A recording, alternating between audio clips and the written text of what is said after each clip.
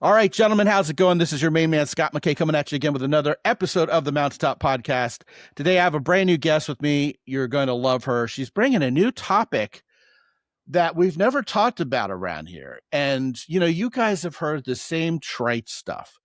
Well, starting with deserve what you want from me. Not that it's trite. I've been saying it for 20 years. It's just kind of shop worn around here, that you got to be the kind of person who the other person is looking for in a relationship if you want that kind of person you really want. It's, deserve what you want is the simple, elegant way to put it. Better men get better women. It's a fact. If you're a crappy guy, you're going to get crappy women, and the crappy women probably aren't even going to want you. So when we talk about things like respect, honor, being vulnerable, being honest, those things should be pretty obvious to anybody who wants to get into a relationship. But my new friend and co-host for today's show, Simone Milasas, who comes from Australia. We've had some Australian guests lately. Yeah, kind of a captivating accent they have. We enjoy that always. Has come up with a term called creationship. And I think a creationship sounds a lot more palatable than a destructionship or a shipwreck for sure. So I want to welcome Simone to the show. Simone, we're glad to have you here. Let's talk about creationships. Yay. Thank you, Scott. Thank you for having me. I'm happy to be here. Well, you should be happy because you're in Costa Rica. I'd be happy to be there too. I am. I'm very happy. I have horses here. So after I finish here, I'm going horse riding and I love it. It's amazing. Oh, yeah. It's wonderful. Down in the Miguel Antonio Park down in the southwest. Actually, it's more in the middle. It's in an area near Serapaki. And so it's more rainforesty. So, we get to ride through rivers and it's phenomenal. Is it up near the Arenal volcano or is that more north? About an hour and a half from there. Which could be like 5 miles in Costa Rica. Exactly. I know, depending on the traffic, if there's a landslide or what's happened. Yeah. Or depending on whether there's a road or not. Exactly. Existing. Yeah, yes. Right. Very good. Very good. Yeah. But enough about me. We're here to talk about creationships. Yeah.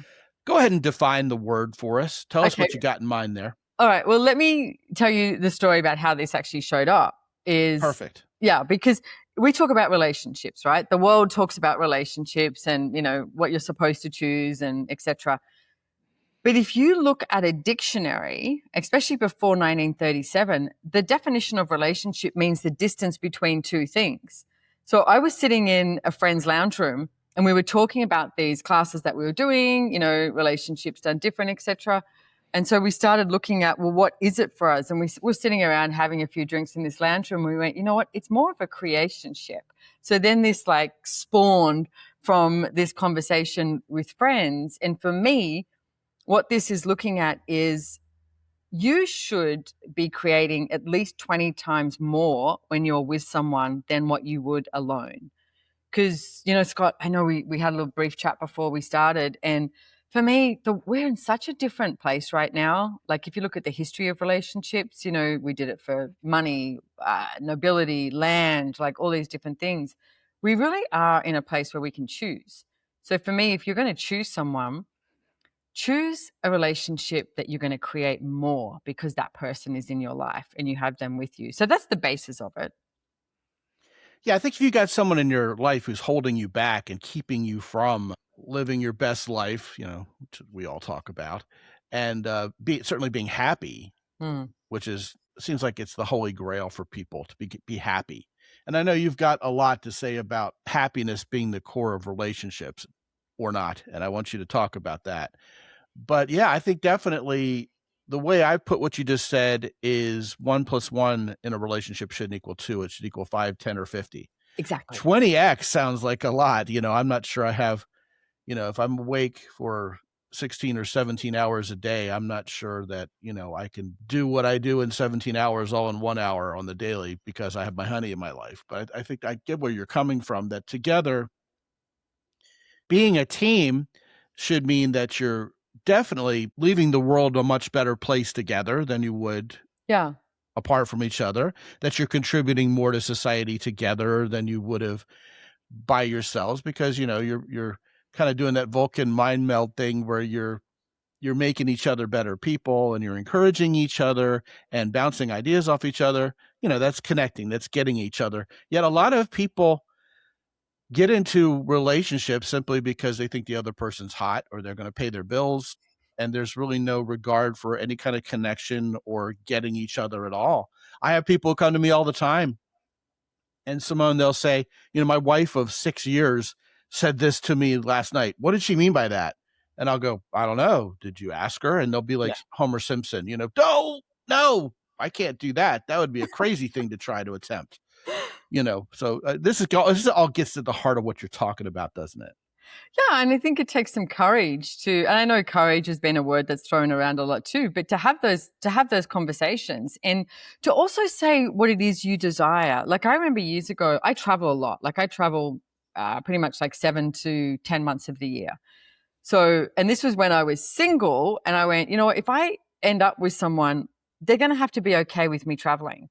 It's because I'm not about to go, okay, I'm going to stop because I'm in a relationship. I will travel. I love it. I work all around the world. I do all of this. So that's a part of who I am.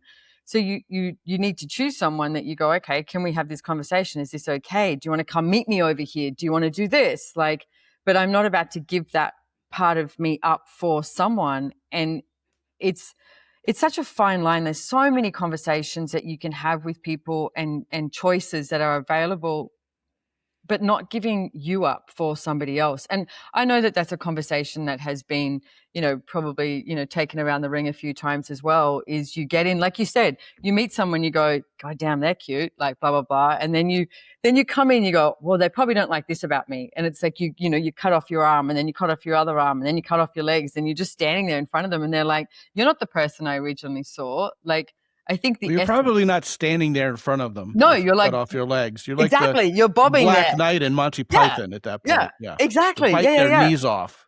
Yeah, but then you're like, why don't you like me anymore? Oh, because I'm not being all of you.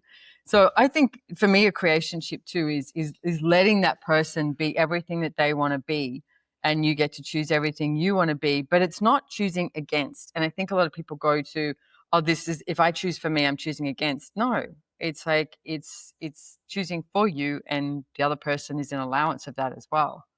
Wouldn't it be great if people started thinking in terms of, okay, it's not like I'm going to get into a relationship and have to give up everything. I mean, and that's the most devastating myth about relationships ever. Yeah. I remember one time I was on a panel in front of a bunch of men. They picked 5 dating guru type guys to sit on a dais together and take questions. And even at that point in my career, back like in 2010, 2011, when this happened, I was already unk to these guys anyway. Right. I'm like Yoda nowadays, but I mean, back then I was like the big brother. And they sat me at the end and they asked me last every time.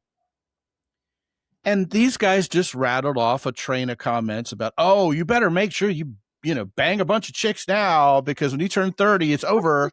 And don't get married, because once you get married, you're buried. If you have kids, your life is just, you're done. I'm just sitting there kind of nodding my head and going, When it came to me, I said, well, I don't know about these guys, but since I met my honey, I've knocked off more items off my bucket list together as a team. Yes. And had more exciting times and hilarious laughs and conversations than I ever did when I was single. And I mean, I road raced motorcycles and dragged my knee on tarmac and went surfing when I was single. And I'm saying this, so it's not like I sat, alone in my, studio apartment lonely for all those years. It wasn't like that. I don't have the same experience these guys are warning you about, and I'm living that experience. So you mentioned travel.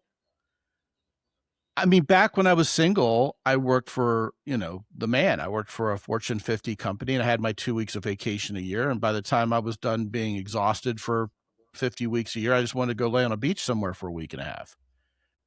When my wife and I came together as partnership, she encouraged me to do what I do even nowadays. She was my biggest cheerleader. We got into it together, built a location independent business, and started traveling the world. And all the places we've been are quite directly a function of us being partners. And then when the kids were born, obviously we weren't going to, if we're not beholden to a job or an employer, we weren't going to be beholden to a school district.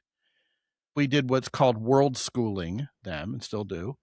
And then, they got into sports that happen all over the country, bought an RV, took them around, and we've just been living the dream, and life has been more exciting since the two little ones showed up. And I mean, this is what you make it. If you're afraid of something because someone told you to be afraid of it, you're going to end up being afraid of your own shadow. You know what I mean? Yeah, I do. Yeah. And it's like, baby, you're obviously choosing what works for you. And I think that's the key of what we're talking about here is choosing You have a what choice. works for you. Yeah. Yeah. I mean, I always say, like, my last long-term relationship, when we split up, it's interesting. People go, "Oh, are you looking for another relationship?" And I was like, am I? And I really started to have a look at it. And one of the things I did was I actually wrote down all these topics: business, money, relationship, sex, body, and geographical. And I spent like a week it was in 2020, just looking at all these different topics and asking myself, am I choosing what works for me, including work? What am I doing with money? Am I choosing what works for me? Like, what would I like my life to be? Because, this is not a dry run. This is it. And then relationships. And I looked at that, Scott, and there was one thing that really popped for me was there's aspects of relationship I really enjoy. And, maybe opening a bottle of wine and cooking a great meal and having some, great music and great conversation. Okay, I have that with a lot of people. I'm not copulating with them, but I have that with a lot of people. So I started to look at, okay, I have this, but then let me give you a newsflash, though. Yeah. It's a little bit more fun when you do copulate with them afterwards. Just FYI. Well, not all of them, because I'm definitely into men and not women, and I have that relationship with some women, or the gay guys that are in my life. I have that with them. But then I looked at sex and I went, I really like sex. And after my relationship, I went through this crazy thing of going, oh my God, I'm never going to have sex again. And then I think we've all done that, especially if it was a really brutal one where you look at yourself in the mirror and go, I'm washed up, I'm done. And, you're 32. It's a crazy thought.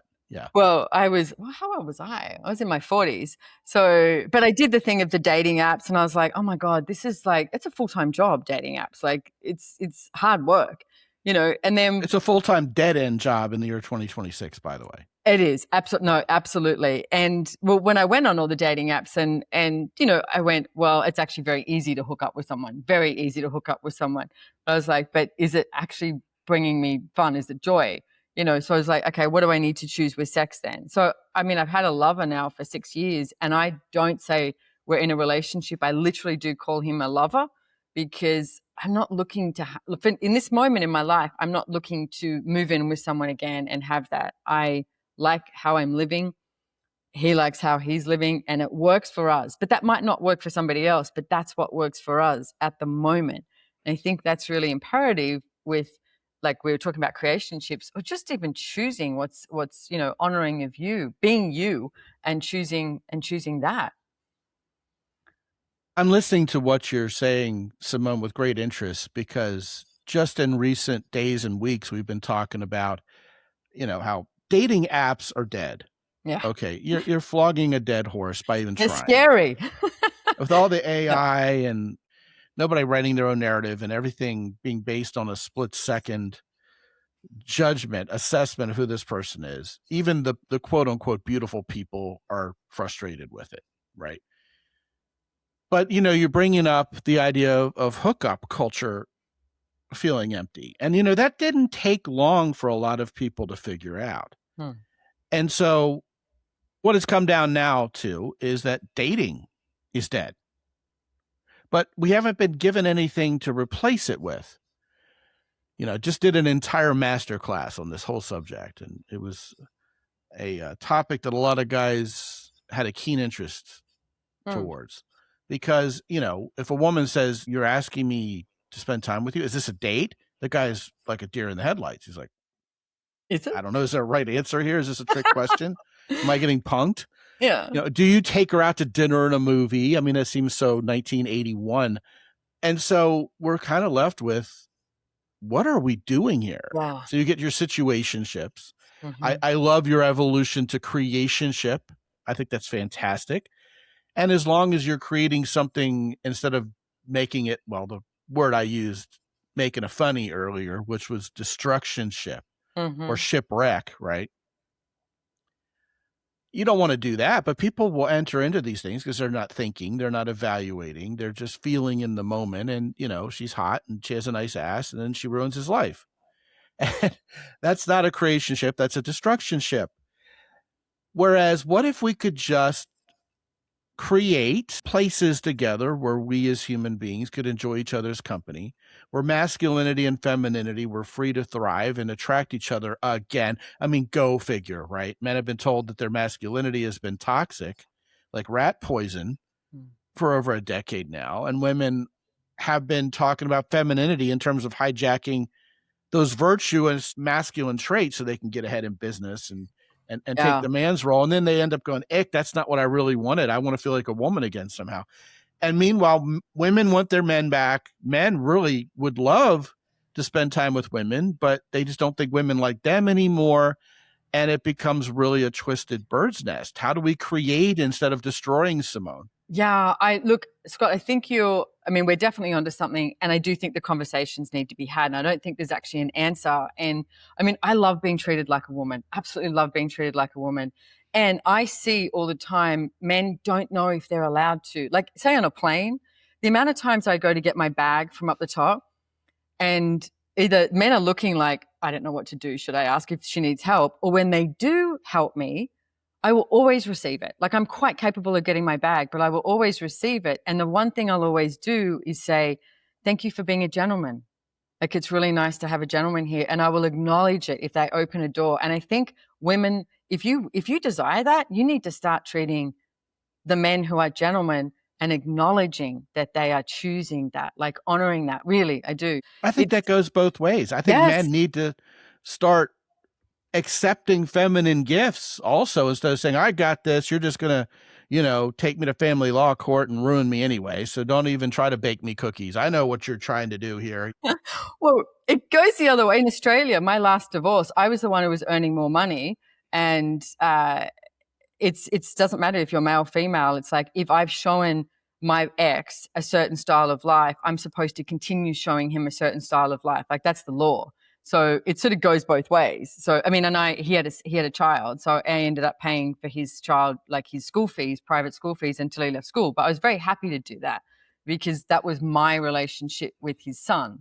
But it goes both ways. But I do think we need to not be so paranoid, and I get why people are. Honestly, I do. And what if you were the person who took that first step? Like, what if you were the woman who said thank you? What if you were the man who said, can I help you? Like, I was on a plane with a friend of mine, and this is how this all started. I went to get my bag out, and he looked at me and he said, Simone, he said, do you realize if you ask me, I will move mountains for you? And I sat there and I went, okay. I went, will you please help me get my bag down? And he was like, yes, I would love to. And there was this You must have packed an awful lot for that trip, Simone. You had to move a mountain by getting your bag. I do. I'm not a light packer. You'd think we I resemble would have that it together remark by too. now, but I don't. We still actually collect souvenirs when we go on trips and bring home cool tchotchkes. So right. It's crazy when we come back. It's like it's like the Eddie Murphy movie Coming to America. We have like, steamer trunks of stuff following our entourage through the airport. Yeah. But I think we need to have these conversations. And funnily enough, I'm here in Costa Rica, and we're at this resort we have called El Lugar, which means the place. The place in Spanish, yeah. And I have some classes here, and one of the classes I have here is it's a facilitator training for relationships and different facilitators. But we're going to launch something different here. And I'm calling it, this is a work in action, like a working name in action, is an intimate evening, and it's not what you think.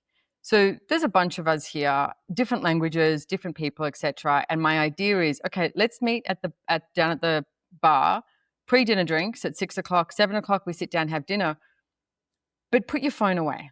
The phone, I was going to make a joke of it and have this big box, like when you walk in, your phone goes in the box. And I want us to engage and have conversations. And if I sit down next to someone who I've known for years, find out something about that person that you don't already know.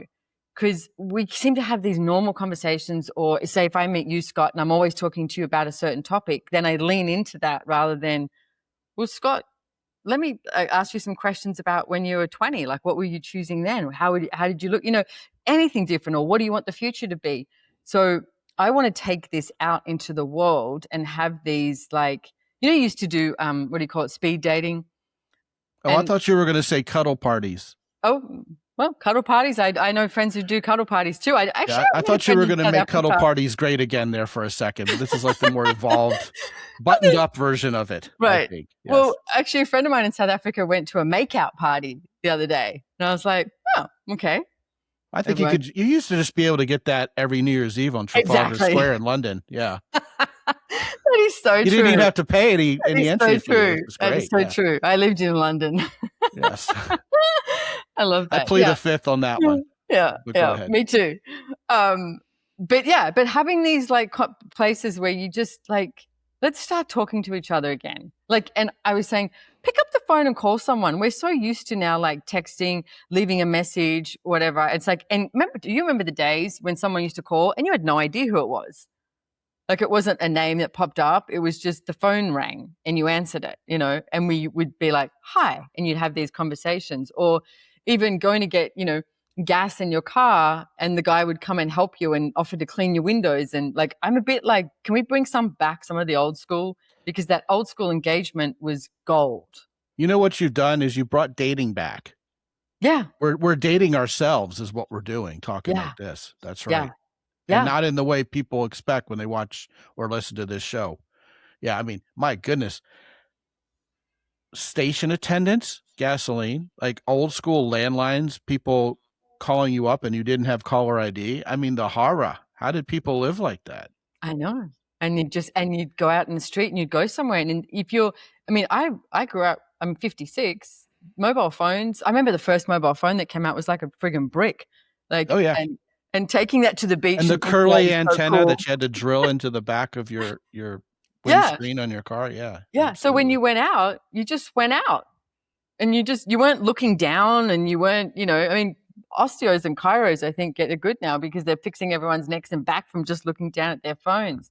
I really do think we need to give up some of that stuff. I don't know if I'm showing my age, but it's like even I gave this home play to some people the other day and I was like, when you go to the supermarket, talk to someone, anyone. Anybody. Even say hello. How's your day? Or it's like, I don't know, when you're at the fruit and veggie section, something. But we've stopped just talking to a random stranger. I take guys out in field and teach them how to interact with women and charm women and make them laugh and like them. And this is with the full blessing of my lovely wife. Sometimes she comes along with us. Because I'm not teaching pickup. I'm not. Yeah, sure. I'm not teaching pickup or hitting on women. I'm just teaching the art of interacting with women in an attractive, pleasing way that makes them like you. And once you've acknowledged the feminine in them and they like you and they're charmed and they feel safe with you instead of threatened, really, you can take that interaction anywhere you want. And it's gotten to the point over the last 17 years of me doing it where it's so positively shocking to a perfectly decent woman that a guy is showing up being decent and actually talking to her, that alone is enough of a thrill to carry it. Yeah. It's hard to describe, but I'll say to guys when they get off the plane and, we'll go check them into the hotel and grab a bite and we're just being casual, but so the calm before the storm when we have to go balls to the wall next day, meeting women all day, I'll say, here's something I want you to kind of park in your brain as we go. I want you to keep your eyes open and note every time you see a man talk to a woman he doesn't know for any reason. And I would be willing to bet that the number of times you see that happen over the next 3 days is 0. Yeah.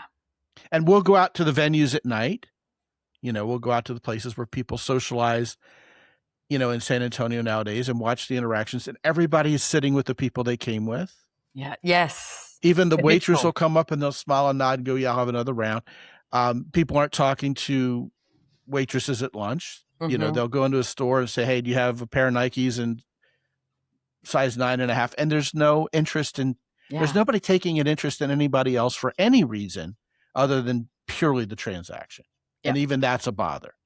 And yet, when we start these conversations with women taking an interest in who they are and helping them laugh, and by now, I'm tricky like that. I'll weave jokes into anything, trying to be funny, often successfully, I might add.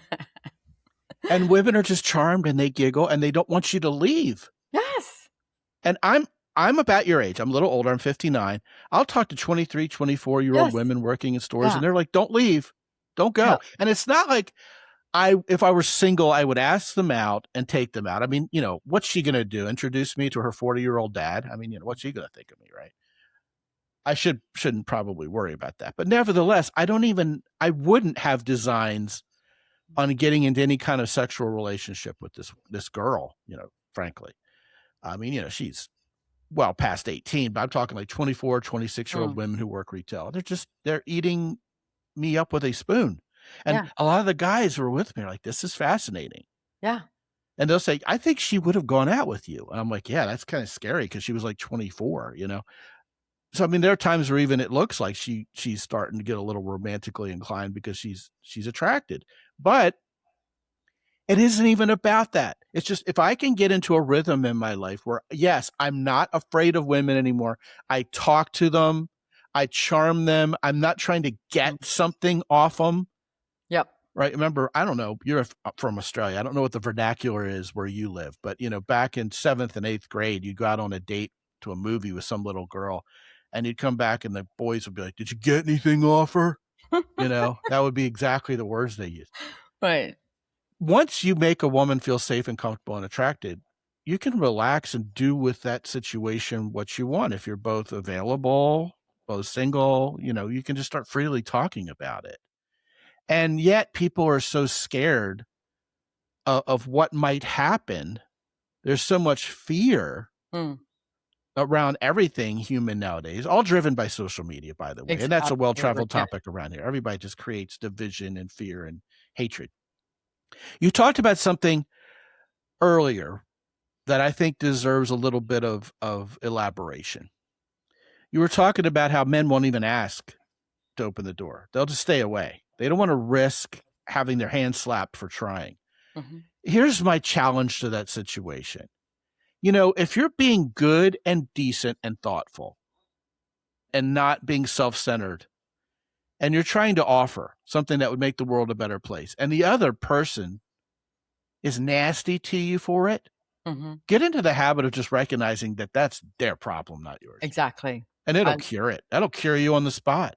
Yep, I love that. It's not personal. And because I do travel so much, Scott, and you do notice the difference in cultures. So like here in Costa Rica, most non-Western cultures have no problem with anything we're talking about today.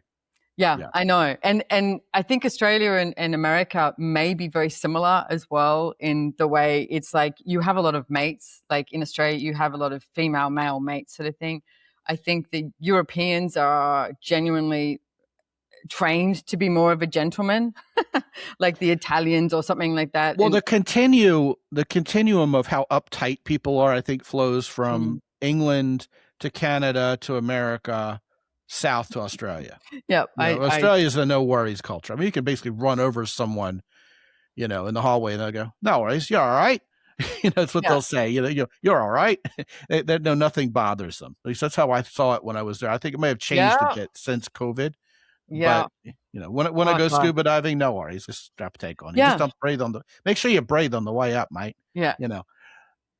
That doesn't happen here. But I think we miss, like, there's a lot of Australian women who would love to actually be treated more like ladies, and the men miss that because it's just not as much in the culture. And when you do that, I think it gets such a cool reaction. Like, I have a friend who's based in California, and he was dating a Swedish model. And, I went to Sweden and I was like, what's happening here? It's like, it was amazing how the men would go to do something and the women would look at them like, do you not think I'm capable? And I was like, wow, this guy's actually just really trying to open the door. Like, of course you're capable of opening a door. And I really do. Well, he's way ahead of me because the only Swedish model I've ever been with was a Volvo. So let's not talk good for about him. Volvos. Yeah. Yeah. But yeah, I just, as you said, Scott, which was so well put, is that you need to not take it personally if someone doesn't receive what you're actually putting out there, the action that you're taking. Just keep moving forward. Like keep choosing. Be like, no, and I know this conversation's been had a million times too, but how do you want to show up in the world? Like treat people the way you would like to be treated. That's right. You know, if I'm a guy who opens a door for women, if I'm a guy who wants to get into a situation with a woman that's not a situationship, but I actually want her to be a better person, I want her to build me up into a better person. Why don't I lead with that? Why don't I make it perfectly known that's who the hell I am? I want to get into a relationship with a woman where we're promoting each other's mutual interests and building each other up, and then just see what comes back to me. If the girl says ick, well, guess what? Maybe she's not my honey. I love it. Yeah. I think that's 100%. Yeah. And also not the judgment and the expectation. I know that you said that you've spoken about that a lot too. But say you've got someone in your life and they are treating you, like that, you're on a date. I would not be shy either. If we were sitting there having dinner and my wine glass was empty, I'm not going to lean across and pour my own wine. I would say, can you fill up my wine? And not making them wrong for not actually noticing it, but asking them, can you help me with this? My Can you wife fill my does wine that. up? Yeah. Yeah. And it's like, because I see women go, oh, he didn't fill up my wine. And it's like, are you just looking for them to do something so that you can judge it? Or what if you actually contributed to asking for what it is you would like to?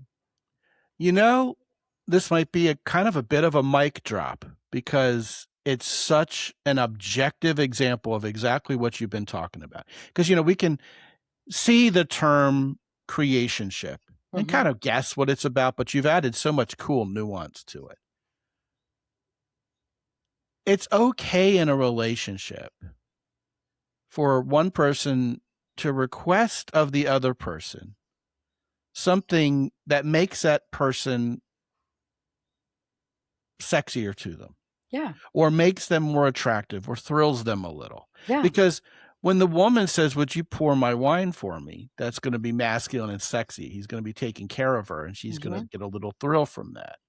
So it's not like she's making this arduous demand of him that he work or something.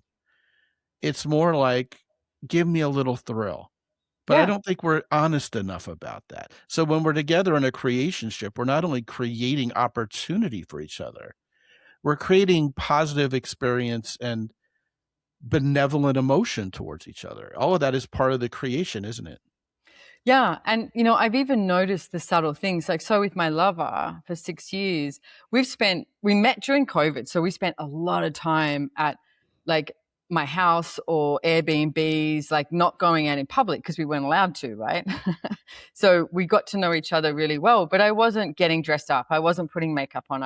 We were just there, And I've noticed over the years, a couple of times we'd go somewhere and he'd go, oh, so like, you're going to wear high heels and makeup, and he's not saying I should wear it, but he notices he likes it when I wear high heels and makeup. So I noticed that he likes it too. And I go, yeah.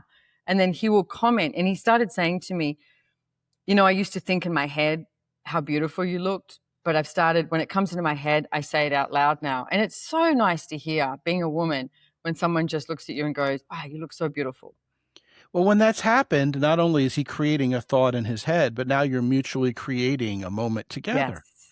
If he keeps it to himself, it's not a creationship. It's something he's created in his imagination. The creationship is fulfilled upon when it's shared. Yeah. Wonderful. But there are no expectations. It's just like you don't expect it. It's got to be natural, authentic. Yeah. Yes.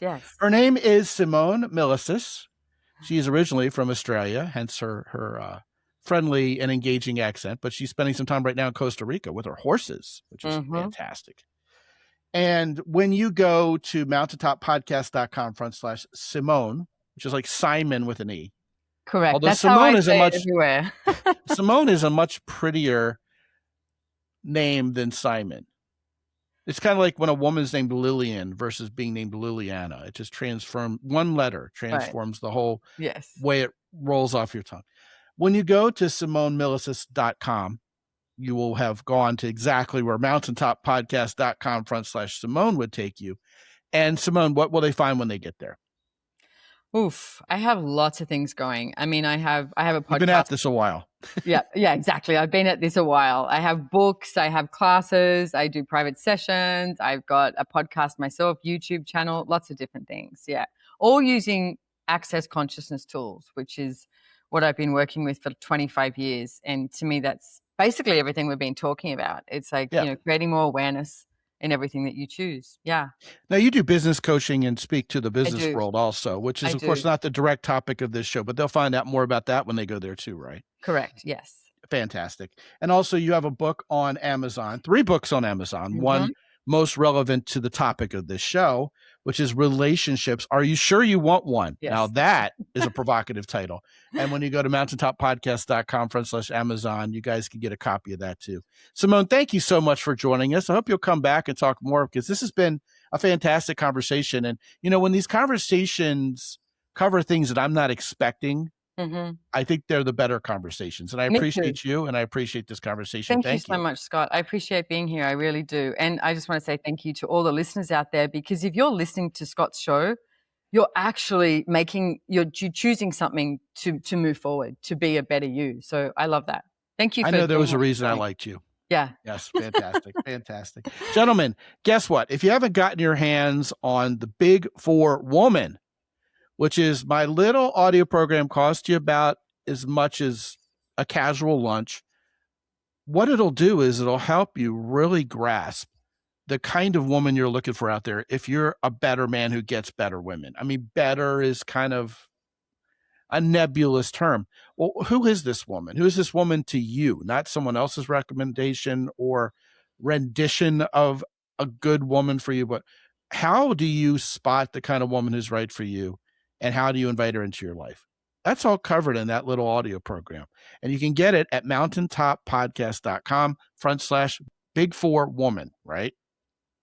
If you're a Big Four man, you need a Big Four woman. Therefore, you can start a creationship together that way. When you visit mountaintoppodcast.com, I've got a brand new free report for you. Okay. 5 things you can do right now. It's called Flip the Switch. There's nothing to learn, nothing to memorize. 5 things you can do right now to get better with women. And you get that for free when you join my daily newsletter, which you should be on anyway, because I just give actionable content away every day. Also, Jocko Willink's company, Origin in Maine, Heroes Soap, The Keyport, all of those guys will give you a more manly presence in the way that they do individually, all in different ways. You can find out more about our 3 longtime sponsors. Also, when you go to mountaintoppodcast.com and when you use the coupon code Mountain10, you get an extra 10% off. And guys, I have an open door policy. When you get on my Zoom for 30 minutes, let's talk about what you got going on in your life. If it makes sense to put together a coaching program, we'll do that. Otherwise, I just need to keep my finger on the pulse of what you guys got going on so I make a better show for you. And that's a great reason to talk to me in person. If you guys have never done that before, especially if you've listened to the show for a long time, I'm exactly who you think I'm going to be. Pick up the phone. Let's talk. Actually, you wouldn't pick up a phone at all. It's the year 2026. We'd get on Zoom. And so, well, I don't know. You pick up your smartphone and be on Zoom, I guess. I'm making this too complicated. Guys, just get on my calendar and let's talk. All of that is there for you and more at mountaintoppodcast.com. And until I talk to you again real soon, this is Scott McKay from X and Y Communications in San Antonio, Texas. Be good out there.